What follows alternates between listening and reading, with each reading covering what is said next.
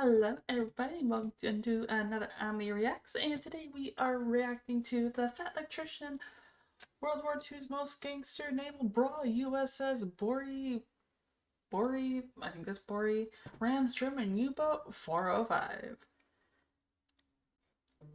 And as always, again, have a wonderful holiday, and let's get on into this. Pirates of the Caribbean-esque naval battle of World War II. Pirates of the Caribbean? We going Pirates of the Caribbean here? I am so excited. I cannot wait. Today we're talking about the USS Borie, a Clemson-class destroyer, and its Okay, so it's Borie. Okay. Make sure I heard him right. Today we're talking about the USS Borie, a Clemson-class destroyer, and its extremely young captain, Charles Hutchins, and in particular that time that they decided it was a good idea to ram into a German U-boat at 2 a.m. in pitch black in the Atlantic Ocean during a storm, and proceeded to get into what amounts to a naval cage fight. But first, Interesting choice. First, a word from our sponsor. This video is brought to you by World of Warships, the first and probably only video game that I'm ever going to be a character in. Action stations! General quarters. Yeah, for Veterans Day, you can unlock a new ship, the DD-214, and you can get me and my friend Matt over from Demolition Ranch, both as commanders for your ships. If you don't know, World of Warships is a free game on PC, PlayStation, and Xbox where you get to command some of the greatest naval vessels of all time, like the USS Texas, the USS Iowa, or the USS Enterprise. Or if you're into losing, you can be some of the world's biggest coral reefs, like the Yamato or the Bismarck. Seriously though, go check it out. I'm gonna have it linked down below, and when you use the code VETS4VETS, you're automatically gonna unlock me and Demo Matt, as well as a tier 4 battleship and a bunch of in-game money and 14 days of free premium play. So yeah, let me know how bad me and Matt are at voice acting in the comments down below. Let's get back to the video. All right. I just want to say, in case you didn't have a chance to see this, congratulations on getting World of Warships. That is an amazing accomplishment. Moving on. Our story begins with Charles Hutchins. He graduated the U.S. Naval Academy in 1936. From there, he served on the battleship USS Nevada for approximately 2 years before transferring to a destroyer. He served there for a short time, and then he ended up resigning his commission, going back home, getting a wife, having a family, starting a career, and he was just out of the military. Fast forward a couple of years after that, the Japanese attack Pearl Harbor, World War II kicks off, and he ends up rejoining the United States Navy in 1941. Now, to be completely intellectually honest, I was unable to find the actual context of why he decided to join. I'm not sure if he was motivated by Pearl Harbor and rejoined because of that. I'm not sure if he was concerned that he was going to get drafted, so he might as well rejoin on his own terms. I'm not sure whether or not he got voluntold that he had to go back into the United States military. However, for the purposes of storytelling, I'm going to go ahead and assume that it was a veteran getting called back into duty because somebody needed an ass whooping.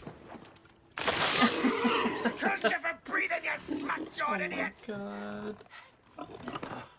This is great. Regardless, 1941, he gets recommissioned and put in command of the USS Borie, which is a Clemson-class destroyer that's been in service since 1920. So That's fine. See if I can catch that text on that again. Let's pull back a little bit. I just wanted to see the text on the thing. yes. And while that's probably not good for any Went too far ahead. Destroy USS Borie. In August 1942, she's being converted for convoy escort duty. Shortened to 422. Torpedo mounts were removed. 6K guns, 20mm anti-aircraft. Naval hull ports were plated over and bridges enclosed for splinter protection. Alrighty then. 1920. So obviously not a super new ship. In addition to that, the Clemson-class destroyers had a well-known flaw where they did not have a very tight turn radius. And while that's probably not good for any ship, it's definitely not good for your destroyers because they're supposed to be the smaller, more nimble ships that were going to be used to launch torpedoes, launch depth charges, and fight off submarines. Yeah. Because of this, a lot of the Clemson-class destroyers, including the USS Borie, never actually made it into the Pacific theater. Instead, they were sent over to the Atlantic, primarily being used to defend supply convoys from German U-boats. So for the first couple of years, that's primarily what the USS Borie is doing. They spend some time down in the Caribbean, they go down towards Brazil, they're over by Morocco, just defending supply convoys, moving items from here to there. Then in 1943, they go on a convoy down to Casablanca, and once they get there, they're informed, change of plans, you're no longer just running defense for these supply convoys anymore. Now, the reason for this is there's been a new invention called the High-Frequency Direction Finder, or the HFDUF. And this thing does exactly what the name says it does. It intercepts radio signals and then tells you what direction they're coming from. Now, that doesn't seem like a big deal, but it's actually a humongous deal because in 1943, history at this point in the war, the Germans are still under the impression that the Allied forces have not cracked the Enigma code, which means that they're just blasting high-frequency radio waves all the time because they don't care if those radio waves get intercepted, because until now, you could never tell which direction they were coming from, and if you didn't have the ability to decrypt their message, which they thought we didn't, there was no point to not just blast radio waves whenever you wanted. So now, rather than having a bunch of ships go out and escort supply convoys playing defense, they're going to send out what's known as a hunter-killer group to hunt down the enemy submarines and destroy them. Okay, we're going from self-defense to self-offense. It's going to be way better. So the way this works is you're going to assemble a hunter-killer group called a task force. That's typically going to be an escort carrier, which is just a smaller aircraft carrier, and then 2, 3, 4 destroyers. They go out, they track down an enemy submarine, destroyers drop the depth charges, that brings the submarine to the surface, escort carrier sends up the planes, they destroy the sub. So because of this, the USS Borie is going to go and get refitted with some more equipment. Now it already has 4 4-inch guns, torpedoes, depth charges, and some 30 caliber machine guns, but in addition to that, it's going to get some better depth charge equipment, and then it's going to get 2 20mm anti-aircraft guns. You know, in case the Germans decide they want to surface their submarine and try to man their deck gun. Okay, if you're not picking up what I'm putting down, I'm trying to tell you that should that situation arise, that submarine hatch has now functionally been turned into one big game of Whack-A-German, and the mallet is 2 20mm fucking machine guns. I love this game. So they get all that, then they get the Huff Duff installed, and then they get attached to Hunter Killer Group 2114, which is being led by the escort carrier, the USS Card. So they go out and they start hunting down German submarines. You have to realize this is one of the first Hunter Killer groups that the Americans have ever used, meaning the Germans don't really know what hit them. And So we got a new approach to the problem. Is what I'm getting here. Because we went from, because got the Germans having no idea that we know how to crack their code and basically translate it into now being able to know which direction it's coming from, so we can now take them out. This is the parts of history they do not teach us in school. God. I really hope he becomes a history teacher because, oh my god, we need more teachers like him to keep disengaging.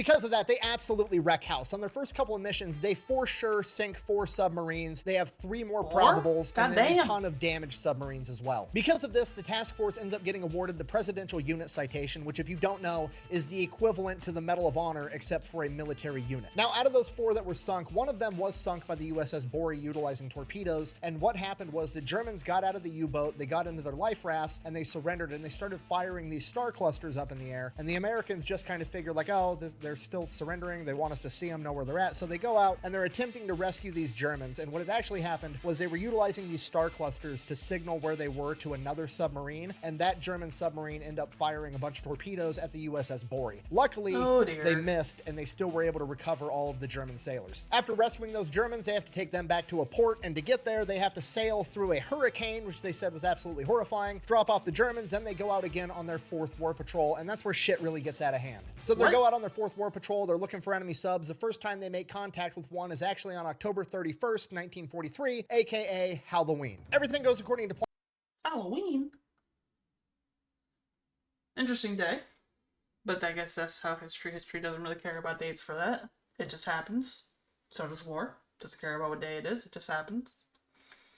The destroyers drop the depth charges, the enemy submarine surfaces, except there's actually 2 of them this time. And one of them is quite a bit bigger than the other one. This is a milk cow submarine, which is just a larger German U-boat that has a bunch of other supplies, ammunition, food, and fuel, and all the other smaller submarines stop and get resupplied by this large submarine. So if they can take out this big submarine, it's a huge deal because not only does it hamper that submarine individually, but it messes up the entire area of operation for the German U-boats. So the USS Card sends the planes up in the air, they start attacking the submarines. They end up sinking the smaller sub, which was U-boat 584, but the larger U-boat, U-boat 91, actually ends up submerging and trying to make a getaway. Now, the problem is that U-boat 91 is fleeing away from all of the shipping lanes, which is kind of where the task force is still trying to remain in that area because that's where all the supply ships are, and the U-boat knows that, and it knows that if it goes out into the open ocean where there's not going to be any ships that it can attack, the Americans are probably going to decide to stay and guard that shipping lane instead of chasing it into the open water. Which is a brilliant strategy on the Germans' part because they're partially right. But also, America's petty, you fucked with our boats, prepare to die. Don't touch the boats. So the commander of the USS Card, Arnold J. Isbell, the man in charge of the entire task force, radios over to the USS Borie and basically says, go get them, we'll guard the shipping lanes. Immediately upon hearing this, Commander Hutchins of the USS Borie gets on the loudspeakers and informs his men, and I quote, "Gentlemen, we've been volunteered to go get that U-boat," and they all start cheering. Okay, the guys are motivated. They've got a presidential unit citation. They've been kicking the Germans' ass the entire time ever since they went on the offensive, and now they're going to go get these guys all by themselves. So the USS Borie breaks out of the formation, goes off chasing this submarine on its own, but the submarine's got a big head start, so it takes them a while to track it back down using the Huff Duff. They think they found it. They drop the depth charges. Sure enough, a submarine surfaces. But this one's smaller, definitely not U-boat 91, but it's still, hey, it's a U-boat, U-boat 256. We're going to go ahead and take it out. The submarine submerges again real quick, so they drop more depth charges, and then they hear a huge explosion underwater, and they just see a ton of oil all over the top of the ocean. They take that as we definitely just sunk that U-boat, so they radio back to the task force, hey, we just took one out, we're going to find U-boat 91 next, we're going to keep looking for it. Worth noting, U-boat 256 wasn't actually sunk, it did manage to limp back to port, it was just critically damaged, but the guys think they've sunk a U-boat, so they're pretty pumped. Yeah. So they take off, going in that same general direction, trying to pick up something on the Huff Duff that they can track down. After about an hour, they actually get a hit. It's way off in the distance, the max range on the Huff Duff. They head that way, they start chasing it down. The sun goes down, it's nighttime, they're staying up, doesn't matter. They keep headed towards this signal. By the time they reach it, it's 2 in the morning and it is pitch black outside with 15-foot waves on a very rough ocean. And between being pitch black outside and the 15-foot waves, it's definitely not the time that you want to engage in naval warfare. However, if we don't touch their boat first, they're going to touch ours, so fuck them. Do not touch this. This is a no touching this. So they get to where they think they're right on top of this sub, and they go to dump some depth charges, but the equipment malfunctions, and it dumps every depth charge they have loaded. The men on board said that the explosion was so large that it lifted the entire stern out of the water. Okay, just so we're on the same page, this is a 1,300-ton warship, okay? That's like 2.4 million pounds, and part of it just got lifted out of the water by this big-ass fucking explosion. So obviously, considering the destroyer damn near I'm having a very hard time just trying to imagine this in my head. Just all these charges being dropped and going off. Like, what the... My brain is having a very hard time with this. This is insane. This is absolutely insane. Absolutely bonkers. Like, what the heck? Took flight, the submarine is damaged, and they had to surface, and they're like 400 yards away from the Borie. Remember, it's 2 a.m. and there's 15-foot waves, so it takes them a minute to actually spot the sub with the spotlight, and by the time they see it, the Germans are already on top of the sub manning all the guns, so the Borie opens fire with the 4-inch guns and begins hitting the submarine. The submarine returns fire, and after a couple seconds of exchanging, all the Germans on top of the sub are dead, and they've disabled the main gun. From here, the Borie starts closing in on it, and the German commander realizes he doesn't have any other option but to try to do a U-turn, because he knows that subs turn significantly sharper than American destroyers, and turn around and be able to get behind the destroyer to hit it with torpedoes to be able to kill off the USS Borie. And Commander Hutchins realizes the exact same thing, which means there's only one thing to do. As the U-boat is turning at a sharper angle, the USS Borie is going to have to intercept it, ram it, and cut it in half. So Commander Hutchins gives the order over the loudspeakers. They pick up as much speed as possible to ram this submarine as they continue firing on it as they close in closer and closer on a collision course with this sub. The USS Borie ends up colliding with this submarine, U-boat 405, at a 30-degree angle, but because of the 15-foot waves, when they collided,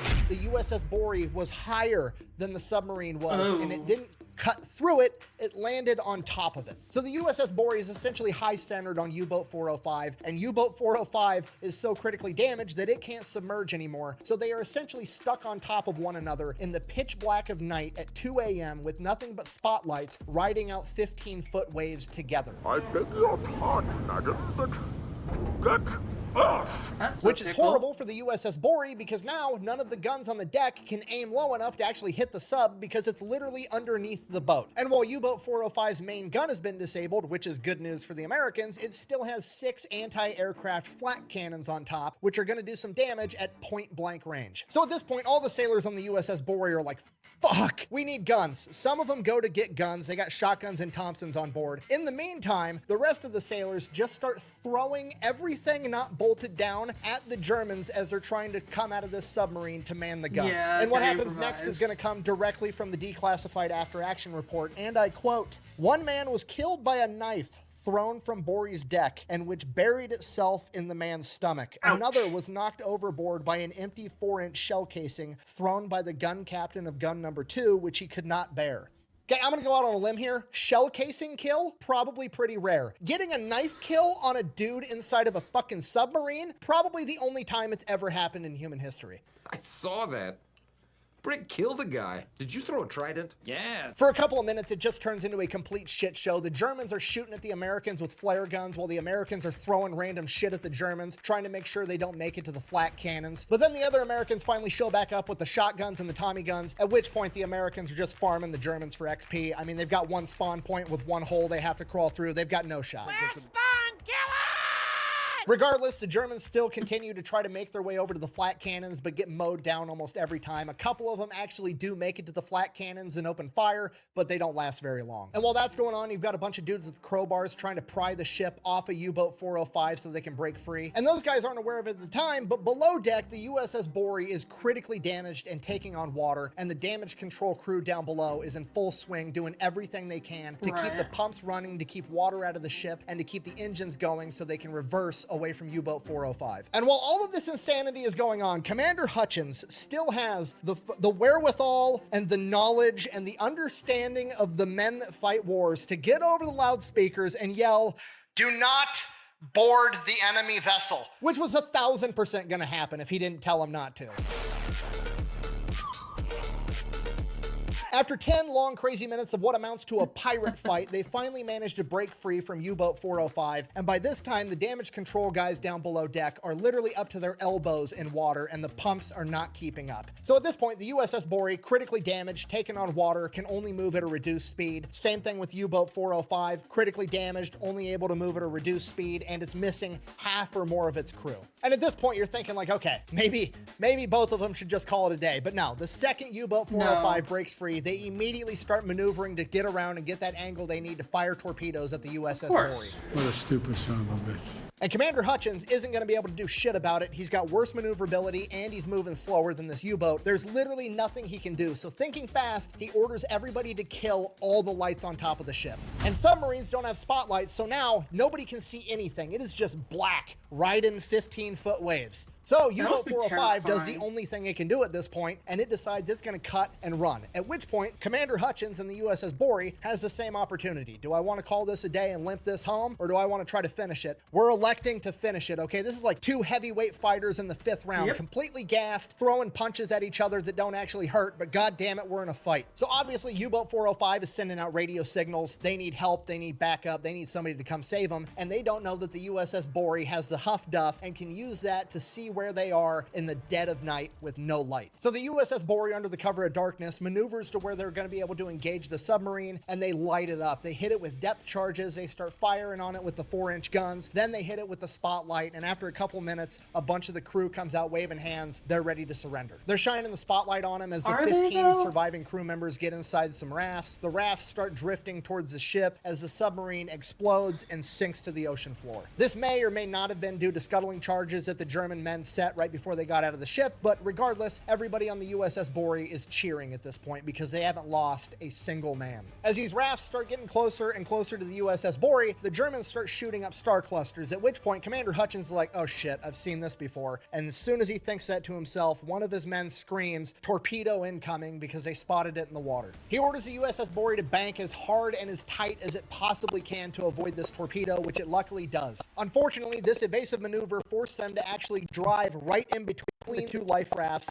splitting apart, which may or may have capsized the rafts and killed them. We have no idea, and the USS Borie wasn't sticking around to find out because there's a sub out there shooting torpedoes at them. The USS Borie takes off doing a zigzag pattern, trying to evade this submarine. Hopefully that sub is going to stop chasing them and go rescue their guys. And below deck, things are not looking good for the USS Borie because at this point, Lieutenant Morrison R. Brown, the engineering officer, is standing in water up to his neck trying to keep the ship afloat after ordering all of the other men above deck. And he continued to do this until there was literally no room left for him to breathe inside of the engine room, for which he would be awarded the Naval Cross. Other members of the damage control crew would also receive the Naval Cross and Silver Stars. At this point, the USS Borie is somehow still managing to barely limp along moving forward, but they've lost all auxiliary power, the pumps below aren't keeping up, and this ship is absolutely going down. Commander Hutchins, just trying to buy time, orders all of his men to start throwing over any extra weight they can find. By this point, it's daylight, which is honestly worse because that means that the enemy submarines are going to be able to see him. In addition to that, the generator for the emergency radio and the homing beacon isn't working, so they're not going to be able to radio for help. So the communications officer does the most MacGyver shit I've ever heard of in my life and manages to get the emergency radio generator running with the alcohol-based fuel from a torpedo.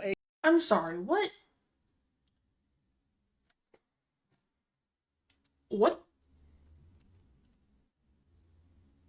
Alcohol? Huh?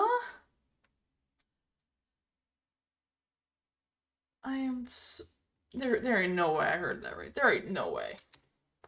Get the emergency radio generator running with the alcohol-based fuel from a torpedo, aka torpedo juice, and Zippo lighter fluid. Shortly after that time, they're able to send the radio message out to the task force. The USS Card sends up planes to go find them. Once the planes actually spot them, okay, that's good. Now they just have to keep the boat floating long enough for the task force to make it to them. So that's what they do. They do everything to keep the ship afloat while they wait, and they wait, and they wait, and hours go by, and it's noon, it's 1, it's 2, it's 3, it's 4 o'clock in the afternoon, and the sun's starting to go down, and finally Commander Hutchins has to make the call, because if he has to abandon ship in the middle of the night, it's going to be a catastrophe because they don't have any power for lights anymore, and nobody's going to be able to see shit. So he has to decide if he thinks this boat can stay up afloat all night long, or he needs to get his men in the life rafts right now. So he makes a call. He orders all of his men to abandon ship and get in the life rafts, and they are in those life rafts all night long, and during that time, 27 men die from hypothermia and injuries from the previous day's fight. The next morning, the task force does show up, the rest of the men get saved, and the USS Borie is still kind of barely half-ass floating above the waterline. That is insane. I'm going to assume this is an actual image, but like that's freaking nuts. And we can't leave that behind. So the USS Card sends up some dive bombers. They sink the USS Borie. Despite the loss of the USS Borie and some members of its crew, it is still seen as a tremendous victory and the turning point of the Battle of the Atlantic. For that, Commander Hutchins was awarded the Navy Cross. So in conclusion, that is the story of the USS Borie and her crew, the ship that helped usher in the end of German Wolfpack dominance in the Atlantic Ocean and usher in a new era of American hunter-killer groups. Thank you for watching. Best way to support the channel is go buy some merch. Doesn't really work when I'm wearing a sling. Fluck will put it up on the camera. Thanks for watching. Quack Bang, out. I know a million of you have already asked in the comments section already by this point in the video. I tore my pec doing jujitsu and had to have it repaired. So they basically like drill a hole through my bone and then grab my pec tendon, pull it through my bone and put a pin through it. And then my bone has to re-heal around my pec. So I'll be in this sling for like the next 6 weeks. It'll be a good time. Thanks for watching. See you guys later. You will have a chance in the next 10, 20, I and hope you have a 30 good years recovery. to serve the cause of freedom and your country all over the globe, to hold positions of the highest responsibility, to recognize that upon your good judgment in many cases may well rest not only the well-being of the men with whom you serve, but also in a very real sense the security of your country. I can imagine no more rewarding a career, and any man who may be asked in this century what he did to make his life worthwhile, I think can respond with a good deal of pride and satisfaction. I served in the United States Navy. That is absolutely insane. As always, link to the video will be in the description below, and I shall catch you guys in the next one.